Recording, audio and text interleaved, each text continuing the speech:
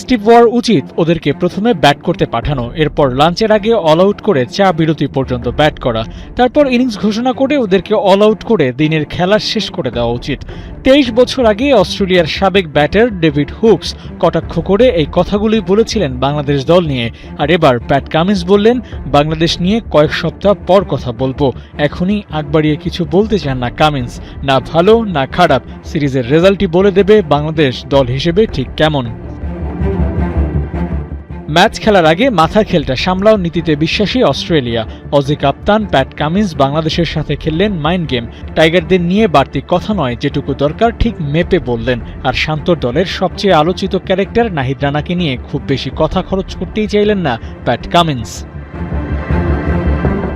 Darwin টেস্টের আগে দুই অধিনায়কের প্রেস কনফারেন্সে একটা প্রশ্ন ছিল কমন, 5 দিন বরাদ্দ থাকলেও ম্যাচটা শেষ কতদিনে হবে, 2, 2.5 কিংবা 3 দিনের হিসেবটাও আনা হচ্ছিল। প্রশ্নটা সরাসরি প্যাট কামিন্সকেই করা হয়। উত্তরের দৈর্ঘ্যটা খুব বড় না করে শুধু বলেছেন কে জানে। ম্যাচ কতদিন গড়াবে সেটা কেউ জানে না, এটা ঠিক। তবে অস্ট্রেলিয়ার কন্ডিশনে ওদের বিপক্ষে লড়াই করাটা যে কঠিন সেটা সবাই জানে, আর প্রস্তুতি ম্যাচে তো প্রমাণ হয়েছেই। সেসব বিষয় এক করে প্যাট কামিন্সের কাছে জানতে চাওয়া হয় বাংলাদেশ দলটাকে ঠিক কিভাবে রেট করছেন। আমি বাংলাদেশের বিপক্ষে কয়েকবার খেলেছি, যদিও সবই বাংলাদেশের মাটিতে। অস্ট্রেলিয়ায় তাদের বিপক্ষে এই প্রথম খেলা হবে। তারা ভালো খেলছে, তবে এখনই মূল্যায়ন করতে পারছি না। কয়েক সপ্তাহ পর হয়তো বলতে পারবো। কথাগুলো বলতে গিয়ে মুখের কোণে রেখেছেন হাসি, ঠিক যেন বলতে চেয়েছেন সিরিজটা শেষ হোক, তারপর বলা যাবে বাংলাদেশ কেমন দল। ম্যাচের আগে প্রতিপক্ষের আত্মবিশ্বাস গুঁড়িয়ে দেওয়ার কাজটা বরাবরই করে আসছেন কামিন্স। 2023 বিশ্বকাপ ফাইনালের আগে ভারতীয় দর্শকদের চুপ করিয়ে দেওয়ার কথাটা বেশ আলোচনায় ছিল। এবার আসলো ডারউইন টেস্টের প্রি ম্যাচ প্রেস কনফারেন্সের আলাপ। আসলে অজিদের সম্মান আদায় করার কাজটা সহজ না, কেবল ভালো ক্রিকেট খেলাই এখানে একমাত্র উপায় হতে পারে।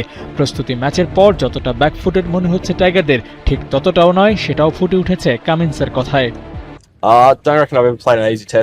তাদের দারুণ কিছু খেলোয়াড় আছে। বাংলাদেশে এমন একটা দল যারা প্রতিপক্ষকে নার্ভাস করে দিতে পারে। দারুণ খেলোয়াড়দের লিস্টে কামিন্স কাদের রেখেছেন? নাহিদ রানার আলাপটা তো শুরুতেই তোলা হয়েছিল, কিন্তু সে ব্যাপারে তিনি খুব একটা আলাপ করতে চাননি। রানা যেহেতু স্কোরে নাই, তাই তাকে নিয়ে কোনো কথা বলারও কারণ নাই। 2003 থেকে 26 বছরে দল পাল্টেছে, বেড়েছে সক্ষমতা।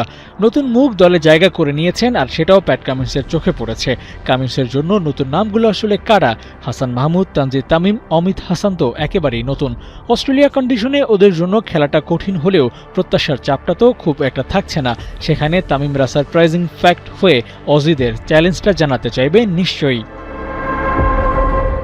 অন্যদিকে কিছুটা স্বস্তির নিঃশ্বাস ফেলতে পারছেন শান্ত।